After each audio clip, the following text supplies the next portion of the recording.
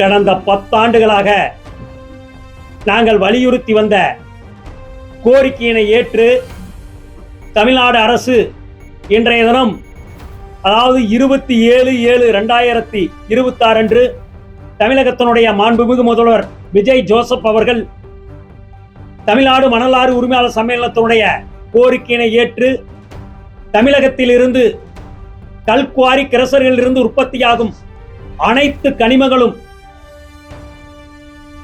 அண்டை மாநிலங்களான கர்நாடகா, கேரளாவிற்கு எடுத்துச் செல்வதற்கு முற்றிலும் தடை விதிக்கப்பட்டுள்ளார்கள்.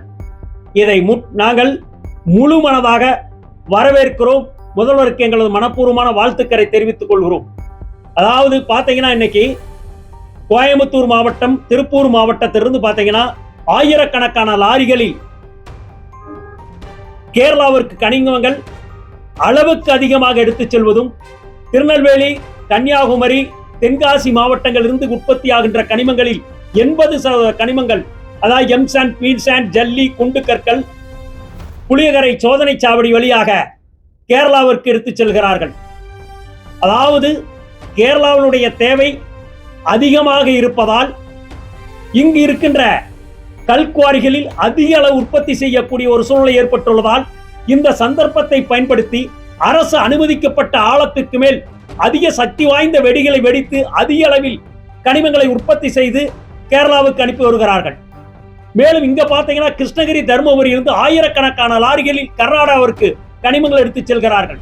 இது முற்றிலும் சுற்றுச்சூழலை பாதிக்கும், அரசுக்கும் தினசரி கோடிக்கணக்கான ரூபாய் வருவாய் இழப்பு ஏற்படுத்தி வருகிறது. மேலும் லாரிகளில் அனுமதிக்கப்பட்ட அளவுக்கு மேல் அதிக பாரம் 60 டன் 70 டன் ஏற்றி செல்வதால் கிராமப்புற சாலைகள் முழுவதும் சேதமடைந்து அதிக விபத்துகள் ஏற்படுகிறது, உயிரிழப்புகள் ஏற்படுகிறது.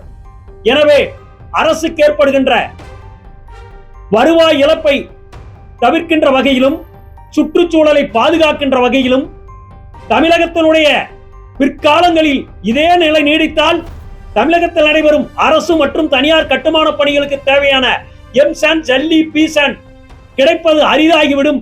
எனவே தமிழகத்தில் உற்பத்தியாகின்ற கனிமங்கள் தமிழகத்தினுடைய கட்டுமான பணிகளுக்கு மட்டுமே பயன்படுத்தப்பட வேண்டும். எக்காரணத்தை கொண்டும் அண்டை மாநிலங்களான கர்நாடகா, கேரளாவிற்கு எடுத்துச் செல்வதற்கு தடை விதிக்கப்பட வேண்டும் என்று கடந்த ஆட்சியின் போது திராவிட முன்னேற்ற கழகம், அனைத்து இந்திய அண்ணா முன்னேற்ற கழக ஆட்சியில் வலியுறுத்தி பல்வேறு கட்ட போராட்டங்களை நடத்தி வந்தோம். ஆனால் அரசு செவிசாய்க்கவில்லை. அதாவது பாத்தீங்கன்னா, நாங்க இந்த கடந்த 2 அரசுக்கும் பாத்தீங்கன்னா பல்வேறு தருணங்களில் இந்த கனிமங்கள் அண்டை மாநிலங்களுக்கு எடுத்து செல்ல தடை விதித்து பாத்தீங்கன்னா பல கட்டத்தில் நாங்க போராட்டம் நடத்தியும் பதிவு தபால் அனுப்பியும் மாண்புமிகு அன்றைய கனிமவளத்துறை அமைச்சர் துரைமுருகனையும் அனைத்து அதிகாரிகளும் சந்தித்தும் மனு கொடுத்தும் எந்த ஒரு நடவடிக்கையும் எடுக்கப்படவில்லை.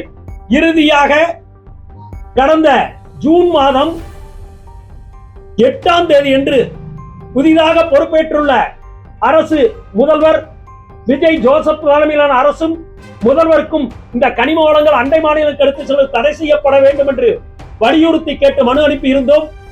கடந்த 11ஆம் தேதி என்று கனிமவளத்துறை அமைச்சர் அவர்கள் எங்களை அழைத்து ஆலோசனை கூட்டத்திலும் தெளிவாக தமிழகம் முழுவதும் விரைந்து மணல் குவாரிகள் திறக்கப்பட வேண்டும், அண்டை மாநிலங்களுக்கு கனிமங்கள் எடுத்து செல்வது முழுவதும் தடை செய்யப்பட வேண்டும் என்று கோரிக்கை வைத்தோம். அதன் பேரில் மாண்புமிகு தமிழகத்த முதல்வர் அறிவிப்பின்படி இன்றைய தினம் கனிமவளத்துறை இயக்குனர் அவர்கள் நேற்று 27/7/2026 அன்று தமிழகம் முழுவதும் இயங்குகின்ற கல்குவாரி கிரசர் இருந்து உற்பத்தியாகும் அனைத்து கனிமங்களும் தமிழகத்தினுடைய தேவைகளுக்கு மட்டுமே பயன்படுத்தப்படும், அண்டை மாநில கேரளா, கர்நாடகாவிற்கு எடுத்துச் செல்வதற்கு முற்றிலும் தடை விதிக்கப்பட்டுள்ளது என்று அரசாணை பிறப்பிக்கப்பட்டுள்ளதை முழு மனதோடு வரவேற்கிறோம். முதல்வர் அவர்களுக்கும், கனிமவளத்துறை அமைச்சர் பிரபு அவர்களுக்கும், கனிமவளத்துறை இயக்குனர் பிரபு சங்கர் அவர்களுக்கும் மனமார்ந்த நன்றியும் வாழ்த்துக்களையும் தெரிவித்துக் கொள்கிறோம்.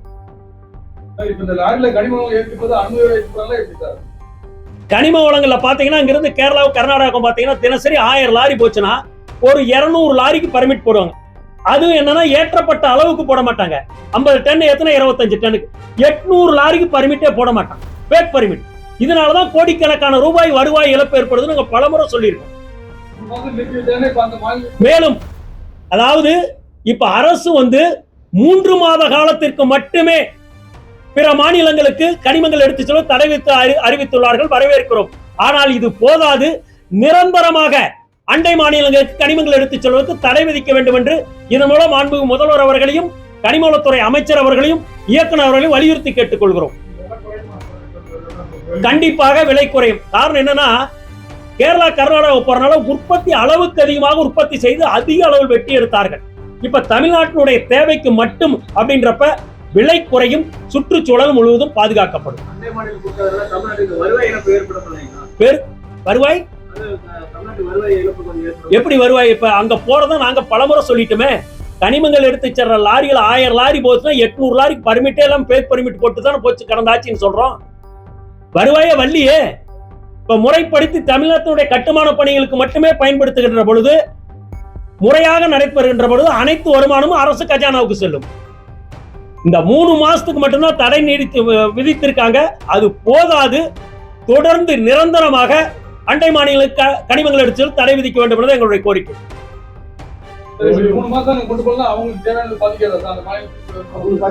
அந்த மாநிலத்துக்கு பாதிப்பான அந்த மாநிலத்துக்கு அனைத்து கனிமங்கள் இருக்கிறது. அவங்க இயற்கை வளங்களை பாதுகாக்கிற மக்கள் மீது நல்ல ஒரு எண்ணம் கொண்டதால் அவர்கள் அங்கு பாறைகளை உடைப்பதற்கு அனுமதி கொடுப்பதில்லை, எம்சாண்ட் பீசாண்ட் கெரசலுக்கு அனுமதி கொடுப்பதில்லை, மணல் எடுப்பும் அனுமதி கொடுப்ப அனைத்து நிறுத்தி வச்சிருக்காங்க. ஆனா இங்குதான் கடந்த ஆட்சியில் மக்களை பற்றி சிந்திக்காத அரசும் மன்னர்களும் ஆட்சி செய்தால்தான் அண்டை மாநிலங்களுக்கு அனுமதிகளை அனுப்பி வந்தார்கள்.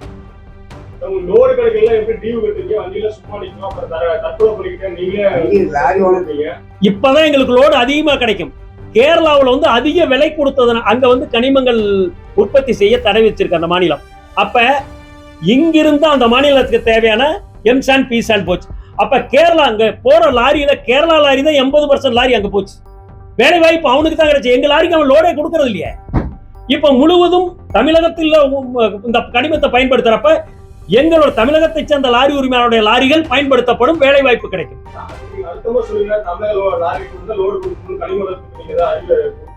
ஏற்கனவே தமிழகத்தில் இது மட்டும் கிடையாது, மணல் குவாரியில கூட நாங்க என்ன சொல்றோம்னா, தமிழகத்தில் பதிவு செய்யப்பட்டு தமிழகத்தில் மட்டுமே இயங்கக்கூடிய லாரிகளுக்கு மட்டுமே கனிமங்கள் வழங்கப்பட வேண்டும். நீங்க பிற மாநில பதிவெண் கொண்ட லாரிகளுக்கு எக்காரணத்தை கொண்டு எந்த கனிமமே வழங்கக்கூடாதுங்கிறத எங்களுடைய கோரிக்கை. அரசின் கவனத்துக்கு கொண்டு செல்வோம், நடவடிக்கை எடுப்பார்கள். இந்த அரசு தவறு செய்யாது என்பதை எதிர்பார்க்கிறோம். இதுவரை சரியாக செயல்பட்டுக் கொண்டிருக்கிறார்கள். முதல்வரை சந்திப்பதற்காக நாங்கள் அனுமதி கேட்டு கடிதம் கொடுத்துள்ளோம். முதல்வரை சந்திக்கின்ற வாய்ப்பு கிடைத்தால் கண்டிப்பாக அதை வலியுறுத்துவோம். மேலும் அமைச்சரை விரைவில் சந்தித்து அமைச்சரையும் இயக்குநரையும் இந்த தடை 3 ஆண்டு காலம் 3 மாதம் போதாது, தொடர்ந்து நிரந்தரமாக விதிக்கப்பட வேண்டும் என்று கோரிக்கை வைத்துள்ளோம்.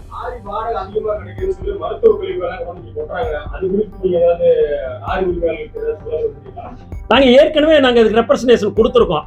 அங்கிருந்து வர கழிவுகள் அனைத்தும் அந்த பார்டர்லயே சோதனை சாவடியே தடை செய்யப்பட வேண்டும். மீறி வருகின்ற லாரியினுடைய அனுமதி பர்மிட்டை ரத்து செய்யப்பட வேண்டும்.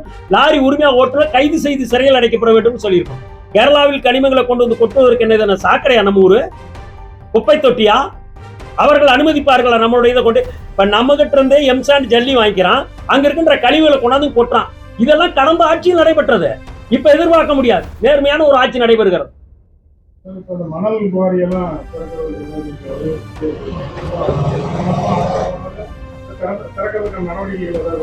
அதாவது 12/9/2023 அன்று மணல் குவாரிகள் முறைகேடு நடைபெற்றதாக அன்றைய தினம் அமலாக்கத்துறை இடி குவாரிகளை ஆய்வு செய்து வழக்கு பதிவு செய்து முதல் குவாரிகள் இயக்கப்படாமல் நிறுத்தி வைத்துள்ளதால் மணலாரி உரிமையாளர் ஓட்டுநருடைய வாழ்வாதாரம் பெரிதும் பாதிக்கப்பட்டுள்ளது சொல்லி பலகட்ட போராட்டம் மணல் குவாரியை திறக்க சொல்லி நடத்தினோம்.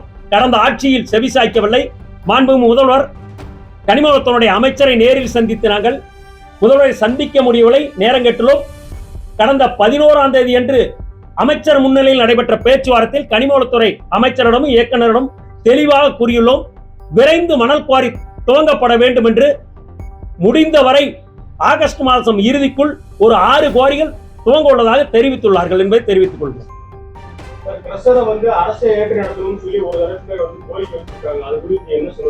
நாங்க பல ஆண்டு காலமா சொல்றோமே, கல்குவாரி கிரசல முறைகேட தடுக்கணும்னா அனைத்துமே இப்ப எப்படி டாஸ்மார்க் அரசை நடத்துதோ அது மாதிரி அங்க உற்பத்தி ஆகின்ற கனிமங்களை எல்லாம் தர ஆய்வு செய்து குவாலிட்டி அப்ரூவல் சர்டிபிகேட் பெற்று அரசே ஒட்டுமொத்தமாக கொள்முதல் செய்து ஒவ்வொரு மாவட்டத்திலும் விற்பனை கிடங்கு, அதாவது அரசு கனிம வளங்கள் விற்பனை கிடங்கு அமைத்து அதன் மூலம் இணையதள பதிவில் மணல் வழங்குற மாதிரி ஆன்லைன் மூலமாவே எம்சாண்ட் பீசன் அரசு விற்பனை செய்தால் தரமாக இருக்கும், விலை குறைந்த விலை கிடைக்கும்.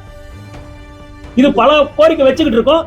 எங்களுடைய கோரிக்கை அமைச்சருக்கு சொல்லியிருக்கு. இதுவும் நடைமுறைப்படுத்த அவகாசம் கேட்டுள்ளார். சார், இப்போ வந்து 6 குவாரி திறந்ததா சொல்லி குவாரிகள்லாம் குஜராத்தை சேர்ந்த ஒரு நிறுவனம் தான் வந்து ராத்திர மணல் எடுத்து விற்பனை செய்ய உள்ளதா ஒரு தகவல். அந்த தகவல் ஒரு சில யூடியூப்ல சேனல்ல பத்திரிகையில வருது. எதுவுமே அனுமானத்தின் பேரில் நம்ம பதில் சொல்ல முடியாது. எங்ககிட்ட அமைச்சர் சொன்னது முறைகேடிலின்றி மணல் வழங்கப்படும், இணையதளத்தின் மூலம் வழங்கப்படும் இருக்காருங்க. நாங்களும் அதுல தெளிவா சொல்லியிருக்கோம். இந்த லோடிங் டிரான்ஸ்போர்ட்டிங், ஆத்திலிருந்து மணல் பொக்லைன் லாரிக்கு போட்டு விற்பனை கடன் கொண்டு கூட தனியாருக்கு கொடுக்க கூடாது, அங்கதான் ஊழல் நடக்குது. அதையும் அரசே செயல்படுத்தும் கேட்டிருக்கோம். நடவடிக்கை எடுக்கப்படும். கண்டிப்பாக முறைகேடு இல்லாமல் மணல் வழங்கப்படும் உறுதியளித்திருக்கார். நம்பிக்கையோடு காத்திருக்கிறோம். ஆகஸ்ட் மாசம் 6 குவாரிகள் திறப்பதற்கான வாய்ப்பு உள்ளதா தெரிவித்துள்ளார். குறிப்பாக நாமக்கல்ல பாத்தீங்கன்னா நஞ்சையடையார் ஒரு குவாரி வந்து கடந்த 3 தினங்களுக்கு முன்பு நீர்வளத்துறையுடைய அதிகாரிகள் வந்து ஆய்வு செய்து சென்றிருக்கிறார் என்பதை தெரிவித்துக் கொள்கிறேன். மேலும் பல குவாரிகள் ஈசி கொடுத்த காலக்கெடு முடிந்து வருது, எக்ஸ்பைரி ஆச்சு. அது ரினியூவல் கொடுத்து ரினியூவல் ஆன பிறகுதான் நடைமுறைப்படுத்தப்படுது.